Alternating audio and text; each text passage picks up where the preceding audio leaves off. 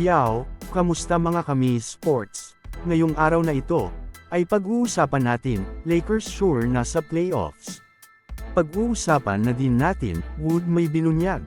Ang Los Angeles Lakers nga ay may kalakuyang 3 wins at 2 losses, na kung saan nasa pang-5 pwesto nga sila sa Western Conference Finals.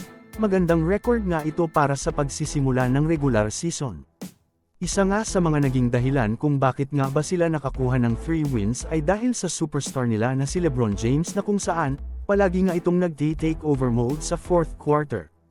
Ayun nga sa inilabas na report ng mga NBA insiders na si LeBron James nga ang kasalukuyang top 1 NBA player ngayong season pagdating sa clutch. Kaya naman kung magpapatuloy nga ang ganitong performances ni LeBron James at ng buong Los Angeles Lakers, ay ayon nga sa mga expert na siguradong pasok na ito sa playoffs ngayong season. At hindi na nga nila kakailanganin pang pumasok sa play-in tournament upang makapasok lamang sa playoffs. Ano ang masasabi mo dito?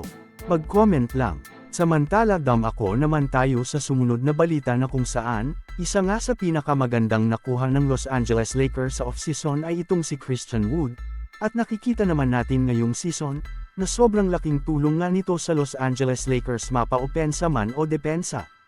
Kaya naman naung nga ito kung ano nga ba ang masasabi niya sa bagong team niya ngayong season.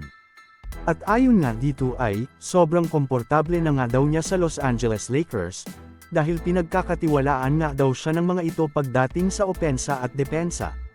Sina LeBron James, Anthony Davis, at D'Angelo Russell nga daw ay pare-parehas na magandang teammate para sa kanya, kaya nang magandang senyales nga ito para sa Los Angeles Lakers dahil naka-adapt na nga sa sistema nila itong si Christian Wood, at may chemistry na sa kanilang mga superstars. Ano ang masasabi mo dito? Mag-comment lang. So, ayon lamang ang ating mabilisang balita sa araw na ito, sana ay nag-enjoy ka. Huwag mo na ding kalimutang mag-subscribe bilang pagsuporta sa ating YouTube channel. Maraming salamat po.